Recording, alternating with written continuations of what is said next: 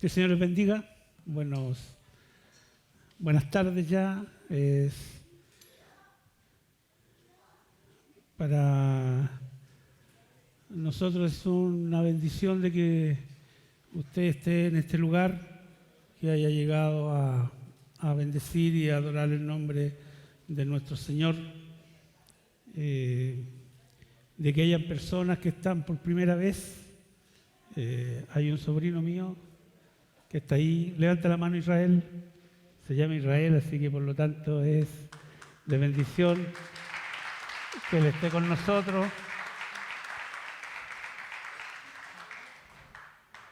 Los hermanos que saludaba también, Juanito, que son parte de lo que se hizo ese día sábado en este lugar, que también ha sido de gran bendición. Dios te bendiga también, Toño, no te habíamos visto con la familia. Ya bendecir también a Marquito, que lo veo por allá, a Carlita, a nuestro hermano Armando, que está por ahí también.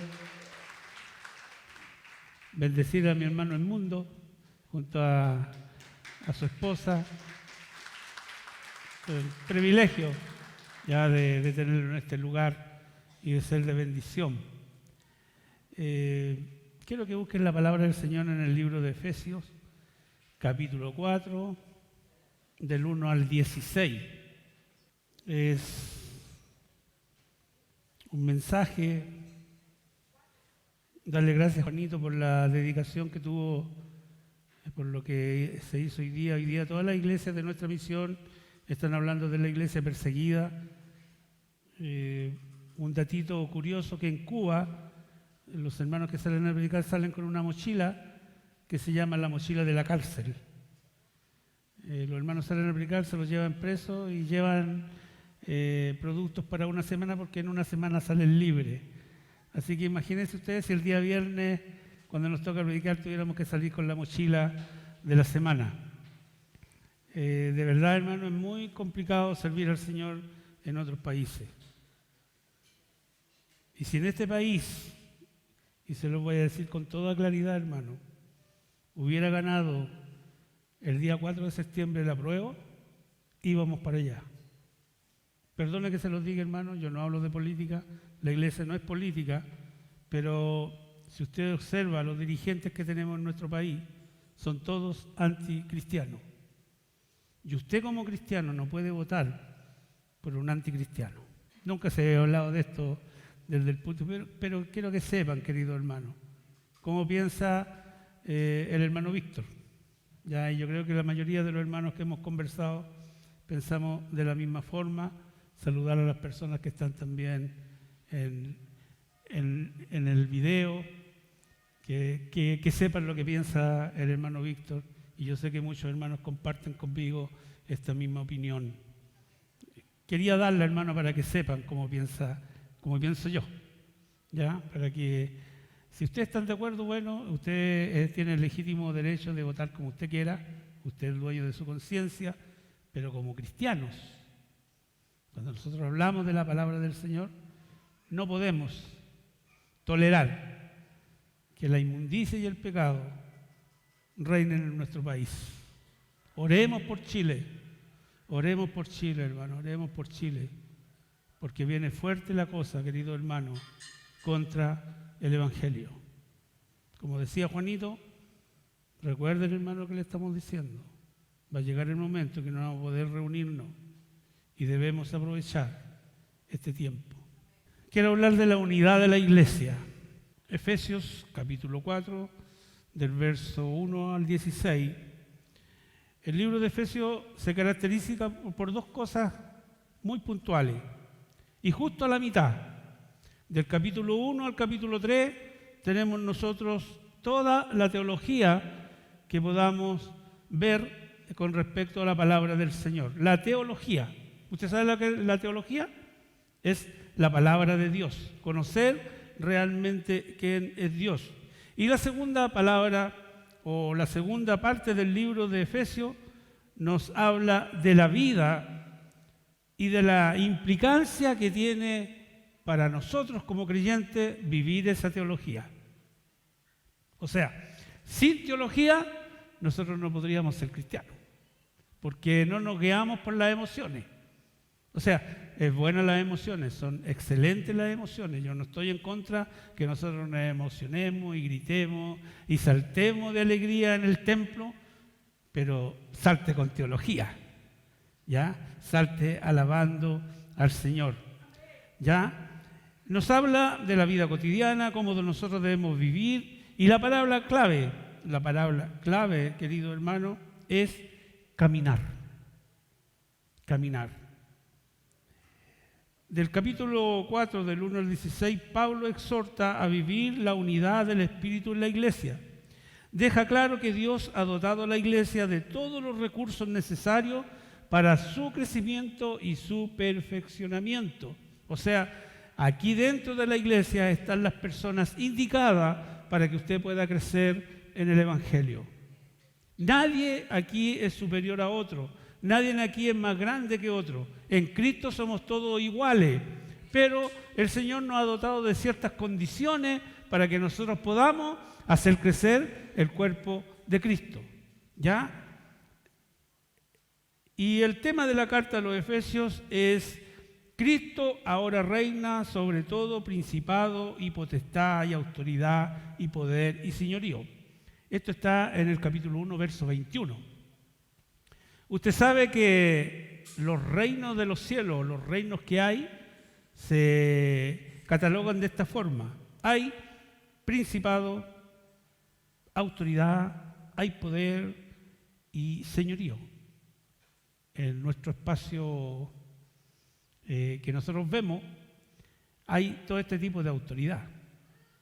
¿Ya? Eso habla el libro de Efesios, cuando habla de principado. Cuando habla de principados es una categoría, cuando habla de potestades es otra categoría y cuando habla de señorío es otra categoría. Por lo tanto, nosotros estamos siendo siempre invadidos por diferentes formas del enemigo. Por lo tanto, nosotros debemos estar siempre, querido hermano, como se dice, apercibido de todas las acechanzas del enemigo. ¿Está entendiendo lo que quiero llegar, cierto? Para que podamos llegar nosotros a la unidad que el Señor quiere que vivamos, debemos aprender la teología, debemos saber de qué se trata el Evangelio. El tema, como les decía, está sobre principado, pero el Señor en el capítulo 1, verso 22, dice que Él sometió todas estas cosas a sus pies. Por lo tanto, la iglesia es una iglesia vencedora. ¿Cuántos dicen amén a él? La iglesia es una iglesia vencedora. El diablo nos puede asustar, pero no nos va a poder meter miedo toda la vida, porque tenemos nosotros a un Dios todopoderoso. Quiero que entiendan algo. De repente, por ahí salió un libro hace poquito que una persona estuvo 40 días en el infierno. Mire, querido hermano, difícilmente Satanás y los secuaces de Satanás están castigando a las personas. No, ellos están esperando el juicio también para ser castigados. El castigo es, Dios va a poner el castigo. Y así que cuando se habla del infierno debemos tener cuidado porque muchas personas han ido al infierno y dicen que vieron a los demonios pinchando a las personas. Eso, hermano, es película y sueños baratos. Ellos están esperando también el juicio, ¿cierto? Y van a ser echados al lago de fuego. Por lo tanto, ahí nosotros debemos tener mucho cuidado. En su estado de exaltación dice: no se ha olvidado de su pueblo. Al contrario, se identifica plenamente con la iglesia que considera su cuerpo. Voy para allá. Nosotros somos el cuerpo de Cristo. ¿Ya? Quiero que un hermano voluntario, por favor, se pinche con una aguja la mano. Nadie lo va a hacer. ¿Sabe por qué? Porque nosotros nos cuidamos, nos amamos, ¿cierto? Nos amamos. Así que difícilmente alguien podría poner su cuerpo en un sacrificio, hermano, para quemar. Yo tengo varias marcas aquí con el horno, cuando recién aprendí a usarlo, pasaba a llevar y ¡pum!, queda la marca de la quemadura. Gracias a Dios soy negrito, así que se van borrando. ¿Ya? Pero yo creo que el hermano Juan sabe de eso, de las quemaduras, el hermano Edmundo. de las quemaduras, los que el hermano, ahí está el hermano, allá están marcas, ¿cierto? Pero al final se van borrando. Pero ahí nosotros vamos entendiendo que el cuerpo se duele cuando lo está pasando mal. ¿Ya? La relación de esposo a esposa es una bella analogía que expresa el amor, el sacrificio y el señorío de Cristo por la iglesia. Cristo estuvo dispuesto a dar su vida por la iglesia.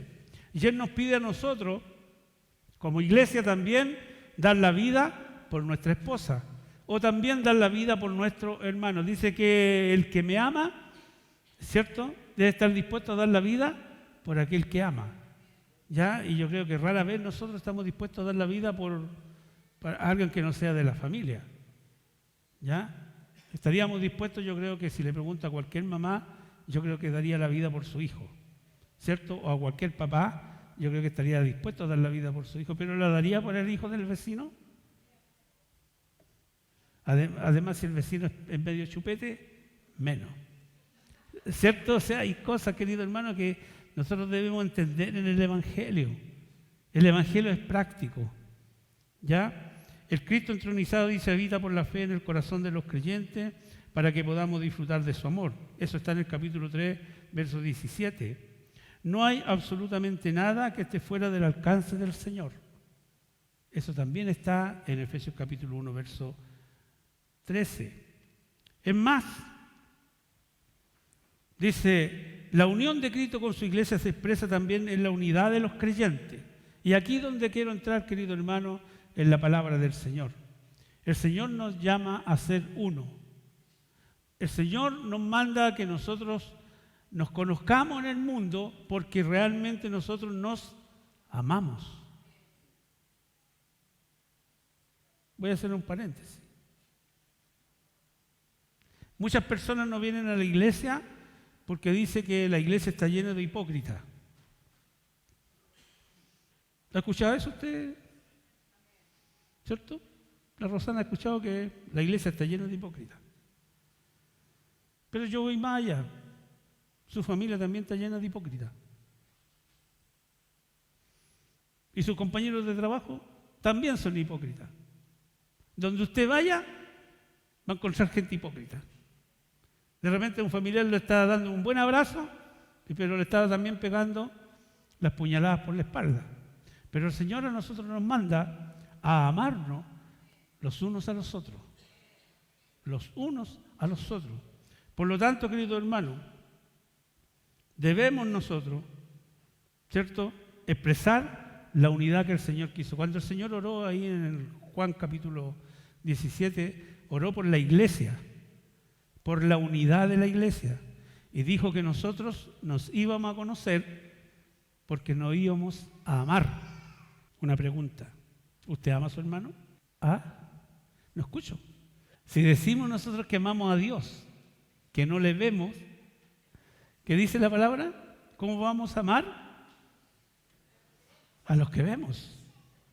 Dice, los que antes andaban lejos, apartados y separados de Dios, han sido hechos cercanos por la sangre de Cristo. A nosotros nos compró el mismo precio.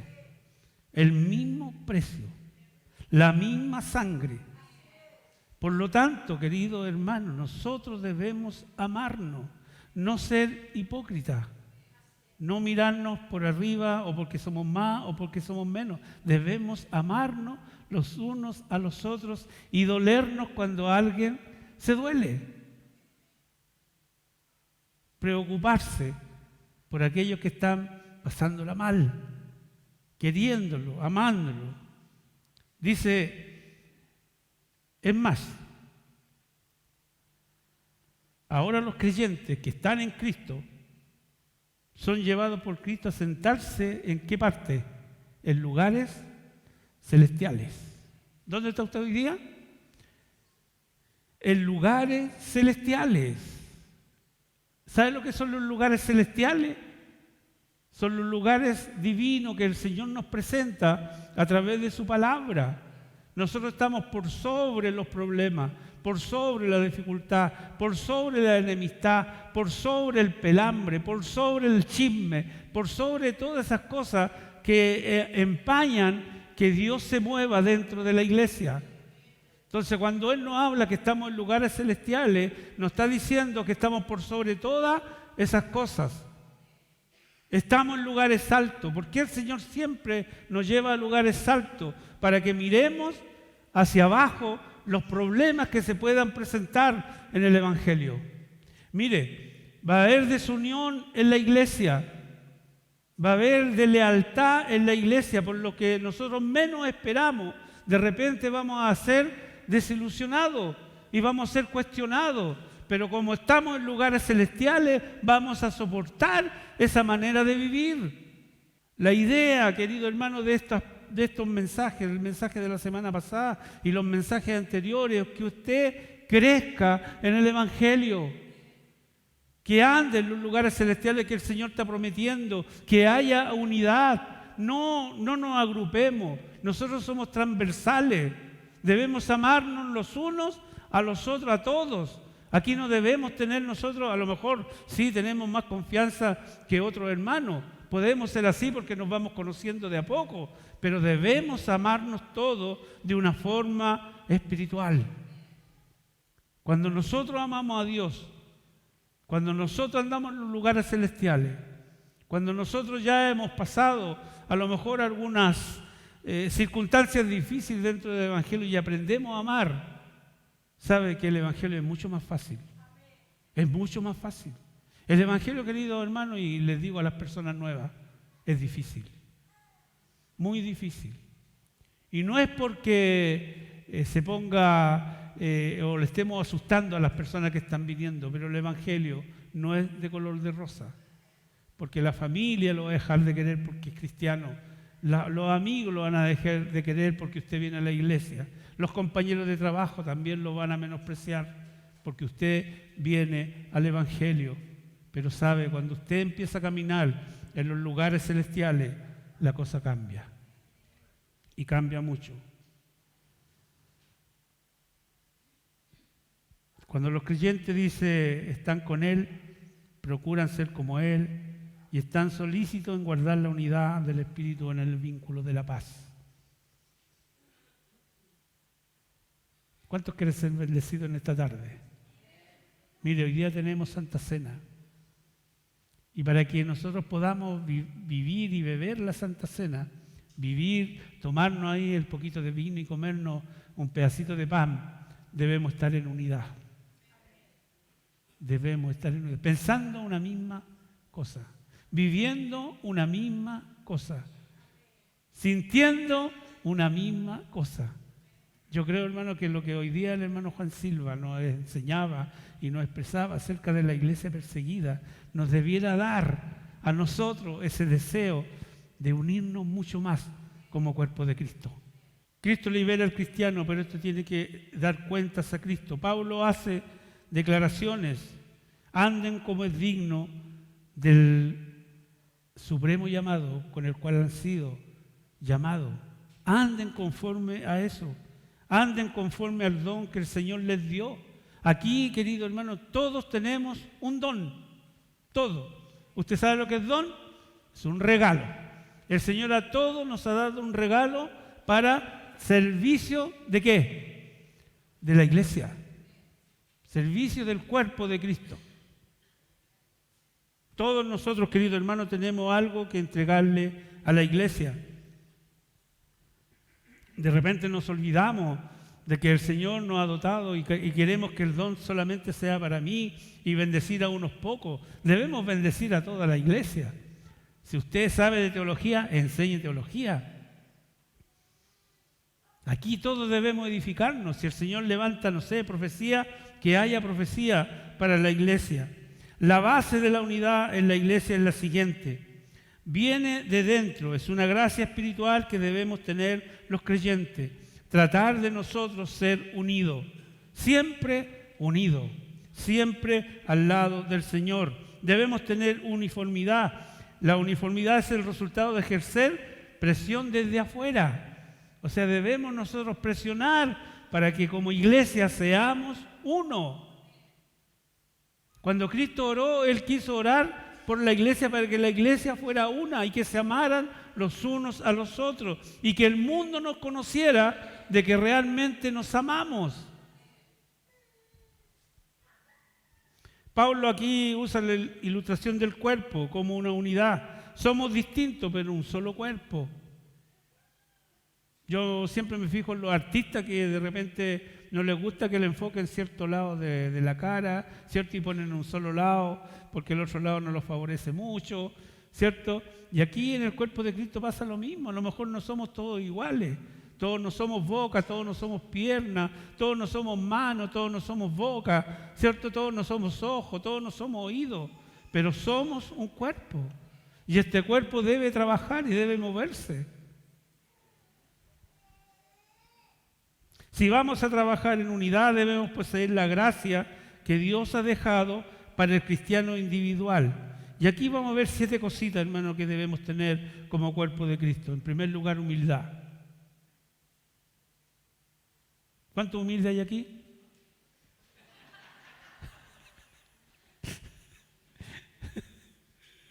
Cuando dijo amén, ya se le acabó la humildad. Debemos ser humildes, querido hermano. Significa poner a Dios primero y a otros en segundo y yo en tercer lugar. Primero usted, primero Dios, segundo usted y después yo. Pero de repente, ¿cierto? Somos tan apresurados que queremos ser primero yo, segundo yo y tercero yo. ¿Cierto? Y los demás no me importa.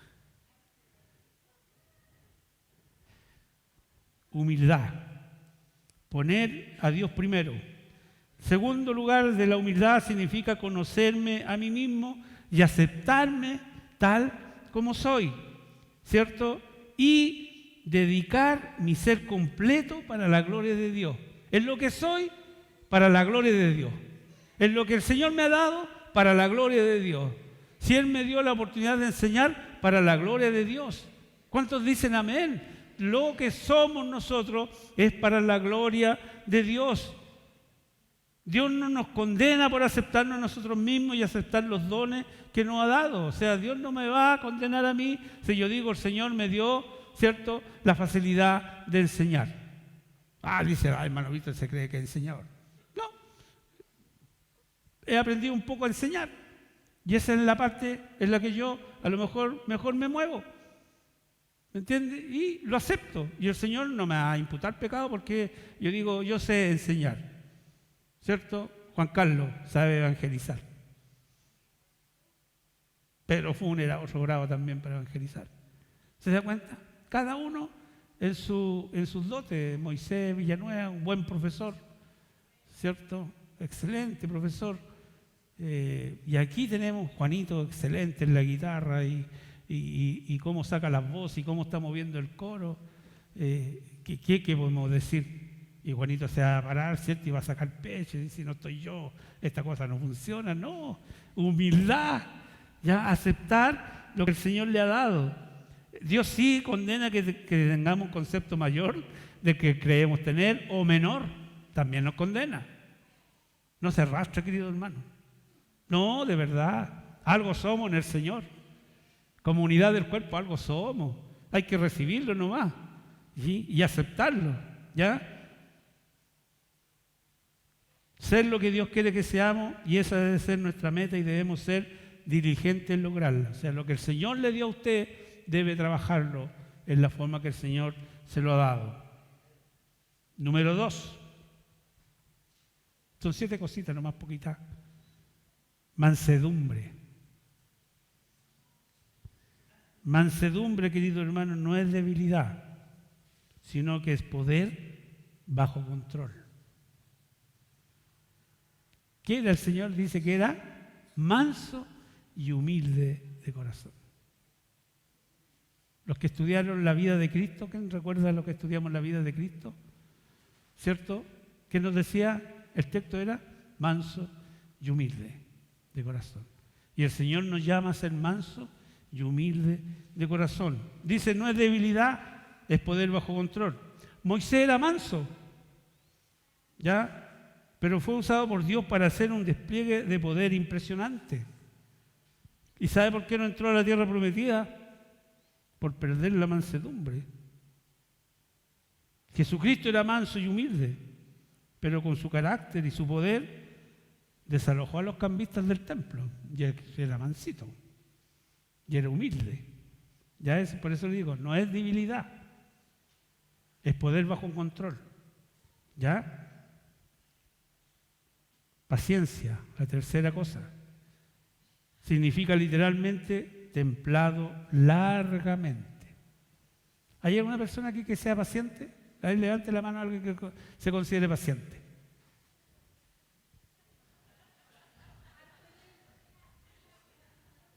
¿Hay alguien que se quiere? No, pues sí, hay personas que son pacientes. ¿Ah? La hermana Nancy es paciente. Sí, me soporta a mí. Todos los hombres somos pacientes.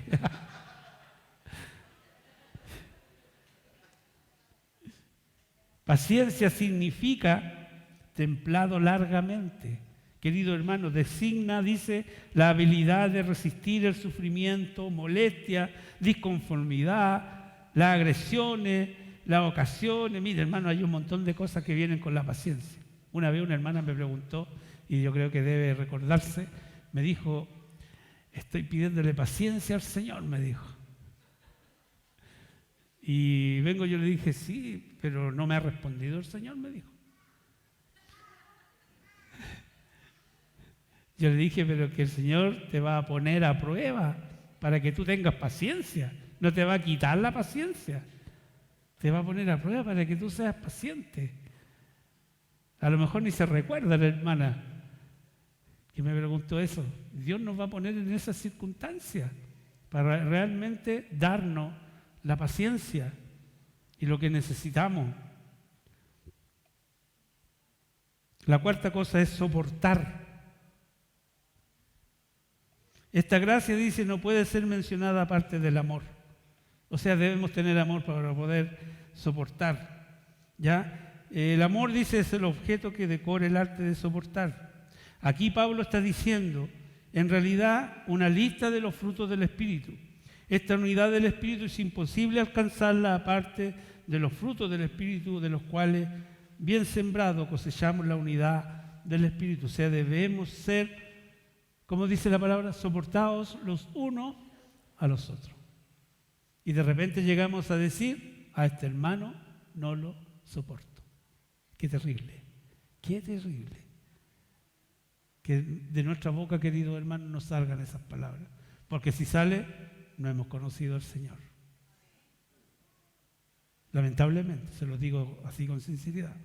Si usted no soporta al hermano, no tiene paciencia, no tiene humildad, no sabe soportar, no ha conocido al Señor.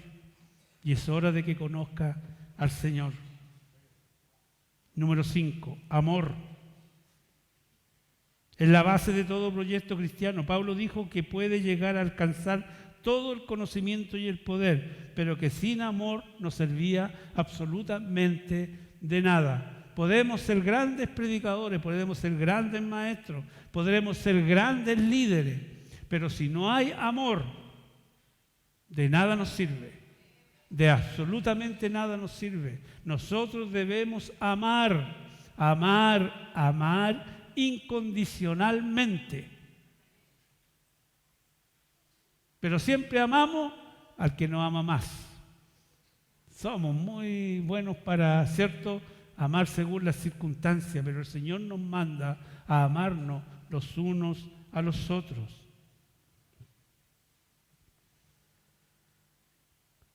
Dice, en base a todo esto, dice, debemos tener el amor de Dios en nosotros, debemos tener el amor de Cristo, que dio su vida por nosotros.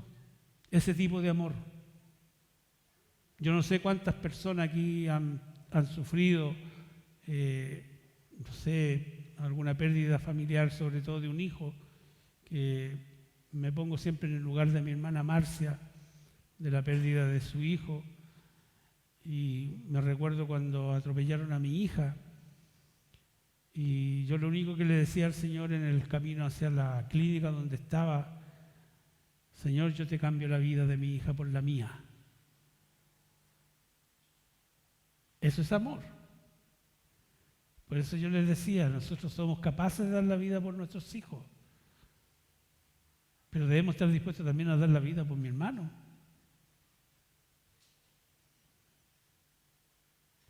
Y esto se ha visto, querido hermano, en las misiones, de que muchos cristianos, muchos pastores, muchos misioneros han dado la vida por la gente que le están predicando la palabra. Eso es amor. Cristo vino aquí a la tierra a dar su vida por nosotros, a sacrificarse por nosotros, para que nosotros hoy día estemos en este lugar, cómodamente sentados, sin persecución, sin que nadie nos diga absolutamente nada, con la libertad que tenemos para trabajar. Y aún así, querido hermano, no amamos como debiéramos amar. Que el Señor, hermano, nos ayude a poder querer y amar como el Señor ama. Solicitud, diligencia, significa empeño. Literalmente, la solicitud y la diligencia quiere decir estar dispuesto a. Estar dispuesto. Este es el número 6. Una vez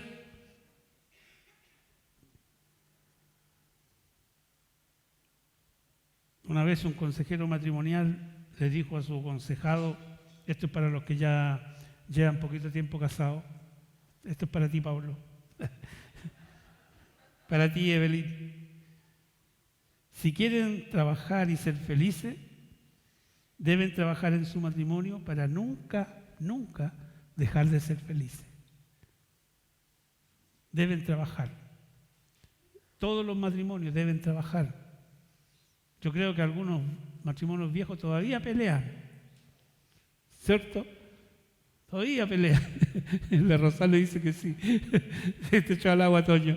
¿Se da cuenta? Debemos trabajar en nuestro matrimonio para ser nosotros felices. Eso es solicitud, diligencia. De hecho, la idea principal de ser solícito, de tener diligencia, es que pensemos que cuando la situación es la mejor, debemos saber que Satanás va a moverse para lograr que nuestra empresa fracase. El diablo se va a mover si ve que nuestra iglesia está unida, se va a mover para desunirla. De verdad, querido hermano, por eso oremos al Señor para que la iglesia mantenga la unidad. Oremos al Señor que nuestra dirección, querido hermano, sea por esto, por la unidad de la iglesia, porque cuando la iglesia se une, Satanás va a hacer todo lo posible para desunirla, todo lo posible para que hayan problemas, todo lo posible para que tengamos serias dificultades para avanzar. Y en vez de ir a predicar la palabra del Señor afuera, vamos a tener que hacer restauración del cuerpo de Cristo dentro de la iglesia. Que el Señor nos ayude, que el Señor nos bendiga, que tengamos, querido hermano, la coraza del Espíritu Santo en nuestra vida. La unidad de la iglesia, la unidad de la familia o de cualquier cosa consiste en que nuestro trabajo nunca termine. Trabajemos por la unidad. Trabajemos. ¿Cuántos están dispuestos a trabajar por la unidad de la iglesia? Hermano, trabajemos por la unidad. Trabajemos para que el diablo no nos divida. Trabajemos para que el diablo, aunque venga, querido hermano, los ataques de Satanás, no logre hacerle daño a la iglesia. Y por último, como número 7, a través de la palabra, dice que Él nos da paz. Paz. Note que la razón de que haya guerra afuera es que hay también guerra adentro. ¿Ya? Satanás nos va a hacer la guerra, va a querer que la paz se termine. Si un creyente no logra tener una estabilidad en su vida íntima con Dios, no logrará tener paz con los demás a su alrededor. O sea, para poder nosotros tener la unidad, tener esa paz, tener el amor, tener la solicitud, tener cierto todo lo que le he dado hoy día, debemos tener unidad con Cristo primero. ¿Cómo se logra la unidad con Cristo? Querido hermano, es leyendo la palabra del Señor, escudriñando las doctrinas, lo que el Señor nos dice del capítulo 1 al capítulo 3 de Efesios. Usted va a ver que Pablo está enseñando a la iglesia cómo conocer las doctrinas. Somos uno en Cristo, somos un cuerpo en Cristo, etcétera, etcétera. Pero del 3 al capítulo 6, Pablo nos enseña cómo vivir esta vida de la palabra del Señor. Quiero hacer una pregunta. ¿Cuánto han leído la Biblia en esta semana? ¿Se ha tomado el tiempo de tomar la palabra y leerla? Hágase una película retroactiva, lea la palabra del Señor y no la lea por poquito, léala, dedíquese a leer, tomar la Biblia, leerla, estudiar la palabra. Eso lo va a hacer mucho más fuerte en el Evangelio. Supe que Jonathan, ¿cómo se llama? Jonathan. ¿Cuál es tu apellido, Jonathan? Calfin. Jonathan Calfin. Quiero pedirle un favor a algún hermano. ¿Algún hermano de todo corazón le puede regalar una Biblia a Calfin? ¿Sí? Solanos. ¿Cómo poner una Biblia bonita? No tan barata. Te van a regalar una Biblia a Calfin. Jonathan, de verdad. Y otro hermano que le regale una Biblia a la esposa. Hay Biblias para las mujeres, especiales. ¿Quién va a ser? Ya, la Emita fue la primera que levantó la mano. ¿Ya? Tú le vas a comprar a Jonathan y tu esposa, ¿cómo se llama? Giselle. Ya. Y Giselle también va a tener una Biblia. ¿Y mi hermana de acá, cómo se llama? La de la mascarilla negra. Gloria. Ya, Francia. Una Biblia para Gloria. Van a tener su Biblia para que la lean. Aquí a nadie se le prohíbe leer la Biblia. Hay iglesias que solamente el pastor lee la Biblia y los demás no. No, aquí todos tenemos el pleno derecho a leer la Biblia y a estudiarla. ¿Ya? No está la hermana Yesenia, pero voy a dar un aviso de aquí. Yo a la hermana Yesenia la he visto en las Dorcas. Bueno, la hermana Yesenia, todavía no hablo con ella, yo sé que me va a decir que bueno, yo creo que ella va a tener el privilegio de dar la escuela bíblica aquí en la iglesia en el verano, los días martes.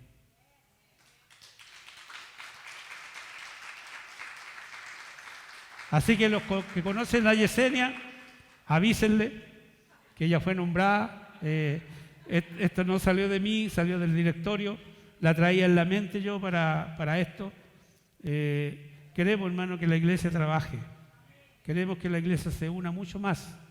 Vienen tiempos difíciles, querido hermano. Yo me acuerdo que mucho tiempo atrás, antes de que pasara lo que pasó en el 2019 con Moisés Villanueva, conversábamos estos temas. Y con Juanito también lo conversábamos, que venía algo terrible al país. Y pasó. Estuvimos 1 año y medio sin venir a la iglesia. Desde marzo del 2020 hasta septiembre del 2021. Tuvimos 1 año y medio fuera. Unámonos, querido hermano, unámonos. Vamos a necesitar mucho más unión que antes. Quiero dar las gracias, querido hermano, a los hermanos que han trabajado en este año y se pusieron en la brecha para que esto continuara.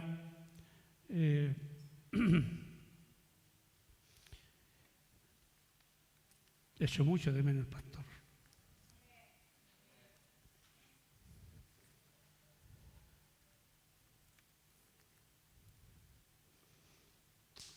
Todavía me duele mi corazón.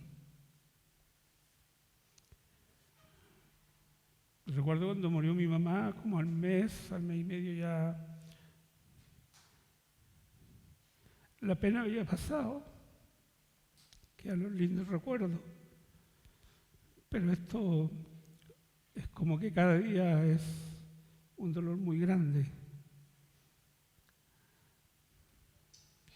Me hubiera gustado que Jonathan, que Gloria y que la esposa de Jonathan lo hubieran conocido.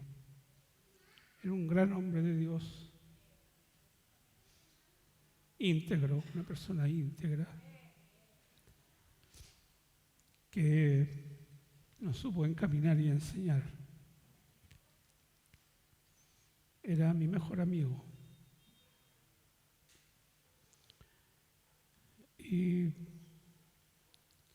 Bueno, más adelante van a saber algunas cosas, pero mi corazón hoy día está muy apenado. Tengo mucha pena en mi corazón.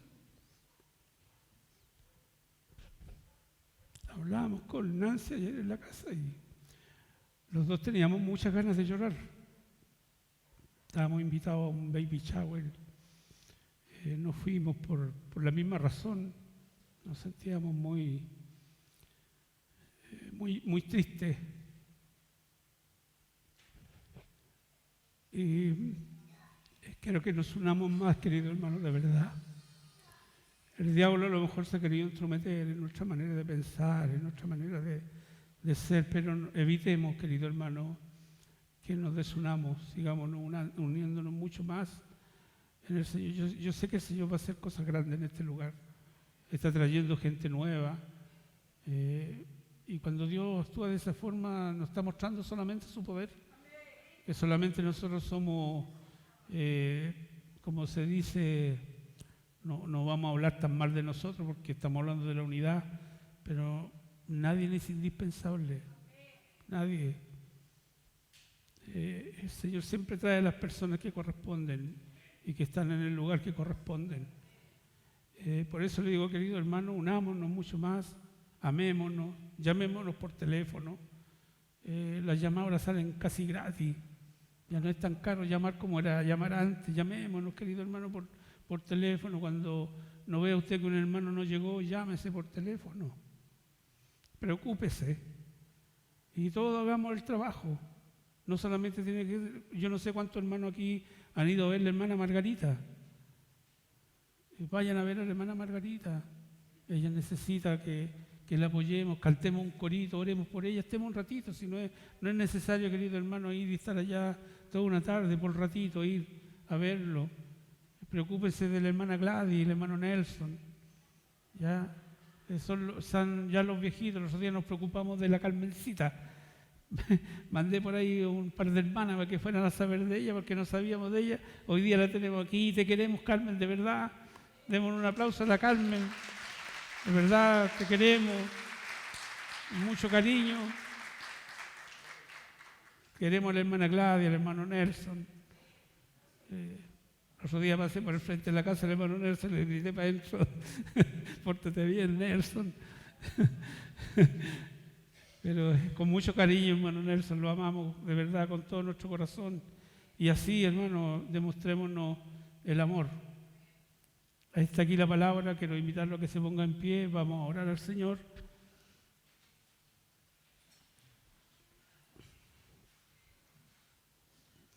Amado Dios, nos acercamos a tu presencia en primer lugar para darte toda la honra, toda la gloria. Eres merecedor de toda alabanza. Gracias, Señor, por esta palabra que en primer lugar, Señor, es para mí, para poder mantener, Señor, la unidad dentro de la iglesia y que Satanás, Señor, vea que no va a ser capaz, Señor, de movernos porque estamos, Señor, parados en la roca gracias a ti. Te bendecimos, Señor, de todo corazón. Yo sé que cada hermana, cada hermano, cada niño de este lugar, cada joven, Dios mío, va a ser una obra para ti en este lugar. Nosotros pasamos, Señor, los hombres pasan, pero tú permaneces, Señor, hasta el día de hoy. Tu iglesia ha permanecido y tú has estado ahí, Señor, con tu iglesia. Por lo tanto, Señor, lo creemos. Gracias, Dios, por permanecer con nosotros, por no dejarnos. Gracias.